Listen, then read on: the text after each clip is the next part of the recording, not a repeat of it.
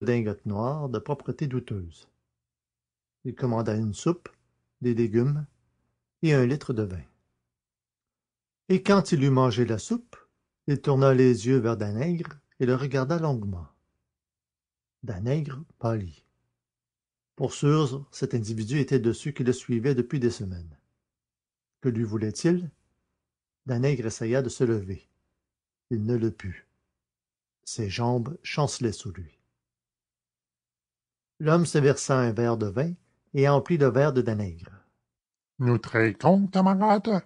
Victor balbutia. Oui, oui. À votre santé, camarade. À votre santé, Victor Danègre. L'autre sursauta. Moi? Moi? Mais non, je vous jure. Vous me jurez quoi? Que vous n'êtes pas vous, le domestique de la comtesse? Quel domestique? Je m'appelle Dufour. Demandez au patron. Dufour, Anatole, oui, pour le patron. Mais Danègre pour la justice. Victor Danègre. Pas vrai, pas vrai. On vous a menti. Le nouveau venu tira de sa poche une carte et l'attendit. Victor lut Grimaudan, ex-inspecteur de la Sûreté. Renseignements confidentiels. Il tressaillit. Vous êtes de la police? Je n'en suis plus, mais le métier me plaisait, et je continue d'une façon plus lucrative. On déniche de temps en temps des affaires d'or, comme la vôtre. La mienne? Oui, la vôtre. C'est une affaire exceptionnelle, si toutefois vous voulez bien y mettre un peu de complaisance. Et si je n'en mets pas? Il le faudra. Vous êtes dans une situation où vous ne pouvez rien me refuser. Une appréhension sourde envahissait Victor Danègre. Il demanda. Qu'y a-t-il? Parlez. Soit. Répondit l'autre. Finissons-en. En 2 mots, voici. Je suis envoyé par mademoiselle de Saint-Clèves, Saint-Clèves? l'héritière de la comtesse d'Andiot. Eh bien, Eh bien, mademoiselle de Saint-Clèves me charge de vous réclamer la perle noire, la perle noire? celle que vous avez volée. Mais je ne l'ai pas. Vous l'avez. Si je l'avais, ce serait moi l'assassin. C'est vous l'assassin. Danègre s'efforça de rire. Heureusement, mon bon monsieur, que la cour d'assises n'a pas été du même avis. Tous les jurés, vous entendez, m'ont reconnu innocent. Et quand on a sa conscience pour soi et l'estime de 12 braves gens... L'ex-inspecteur lui saisit le bras. Pas de phrase, mon petit. Écoutez-moi bien attentivement et pesez mes paroles. Elles en valent la peine. Danègre, 3 semaines avant le crime, vous avez dérobé à la cuisinière la clé qui ouvre la porte de service et vous avez fait faire une clé semblable chez Outard, serrurier, 244, rue Oberkampf. Pas vrai, pas vrai. Gronda Victor. Personne n'a vu cette clé. Elle n'existe pas. La voici. Après un silence, Grimaudan reprit. Vous avez tué la comtesse à l'aide d'un couteau à virole acheté au bazar de la République le jour même où vous commandiez votre clé. La lame est triangulaire et creusée d'une cannelure. De la blague, tout ça. Vous parlez au hasard. Personne n'a vu le couteau. Le voici. Victor Danègre eut un geste de recul. L'ex-inspecteur continua. Il y a dessus des taches de rouille. Ai-tu besoin de vous en expliquer la provenance? Et après, vous avez une clé et un couteau. Qui peut affirmer qu'il m'appartenait? Le serrurier d'abord, et ensuite l'employé auquel vous avez acheté le couteau. J'ai déjà rafraîchi leur mémoire. En face de vous, ils ne manqueront pas de vous reconnaître. Il parlait sèchement et durement, avec une précision terrifiante. Danègre était convulsé de peur. Ni le juge, ni le président des assises, ni l'avocat général ne l'avaient serré d'aussi près, n'avaient vu aussi clair dans des choses que lui-même ne discernait plus très nettement.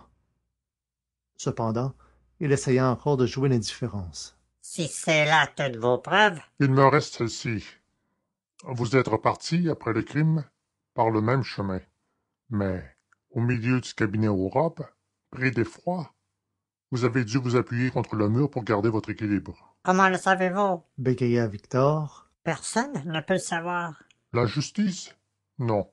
Il ne pouvait venir à l'idée d'aucun de ces messieurs du parquet d'allumer une bougie et d'examiner les murs. Mais si on le faisait, on verrait sur le plâtre blanc une marque rouge très légère, assez nette cependant pour qu'on y retrouve l'empreinte de la face antérieure de votre pouce tout humide de sang, et que vous avez posé contre le mur. Or, vous n'ignorez pas qu'en anthropométrie, c'est là un des principaux moyens d'identification.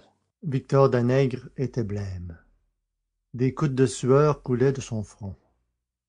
Il considérait avec des yeux de fou cet homme étrange qui évoquait son crime comme s'il en avait été le témoin invisible.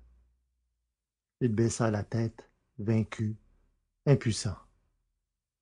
Depuis des mois, il luttait contre tout le monde. Contre cet homme-là, il avait l'impression qu'il n'y avait rien à faire. Si je vous rends la perle, Balbutia-t-il. combien me donnerez-vous? Rien. Comment? Vous vous moquez? Je vous donnerai une chose qui vaut des mille et des centaines de mille, et je n'aurai rien? Si, l'ami. Le misérable frissonna. Grimaudan ajouta d'un ton presque doux. Voyons, Danègre, cette perle n'a aucune valeur pour vous. Il vous est impossible de la vendre. À quoi bon la garder? Il y a des receleurs, et un jour ou l'autre, à n'importe quel prix. Un jour ou l'autre, il sera trop tard. Pourquoi? Pourquoi? Ben parce que la justice aura remis la main sur vous. Et cette fois, avec les preuves que je lui fournirai, le couteau, la clé, l'indication de votre pouce, vous êtes fichu, mon bonhomme. Victor s'étreignit la tête de ses deux mains et réfléchit. Il se sentait perdu, en effet, irrémédiablement perdu, et, en même temps, une grande fatigue l'envahissait, un immense besoin de repos et d'abandon. Il murmura. Quand vous la faut-il? Ce soir, avant 1 heure. Sinon, Sinon, je mets à la poste cette lettre où Mademoiselle de Saint-Clèves vous dénonce au procureur de la République. Danègre se versa 2 verres de vin, qu'il but coup sur coup, puis, se levant, payez l'addition et allons-y. J'en ai assez de cette maudite affaire. la nuit était venue. Les deux hommes descendirent la rue Le Pic et suivirent les boulevards extérieurs en se dirigeant vers l'Étoile. Ils marchaient silencieusement, Victor très las et le dos voûté. Au parc Monceau, il dit. C'est du côté de la maison. Parbleu, vous n'en êtes sorti avant votre arrestation que pour aller au bureau de tabac. Nous y sommes. Fit Danègre d'une voix sourde. Ils longèrent la grille du jardin et traversèrent une rue dont le bureau de tabac faisait l'encoignure. Danègre s'arrêta quelques pas plus loin. Ses jambes vacillaient. Il tomba sur un banc. Eh bien, Demanda son compagnon. C'est là. c'est là. Qu'est-ce que vous me chantez? Oui, là. Devant nous. Devant nous? Dites donc, Danègre, il ne faudrait pas... Je vous répète qu'elle est là. Où? Entre deux pavés. Lesquels? Cherchez. Lesquels? Répéta Grimaudan. Victor ne répondit pas. Ah, parfait. Tu veux me faire poser, mon bonhomme. Non, mais je vais crever de misère. Et alors, tu hésites? Allons, je serai bon prince. Combien te faut-il? De quoi prendre un billet d'entrepont pour l'Amérique. Convenu.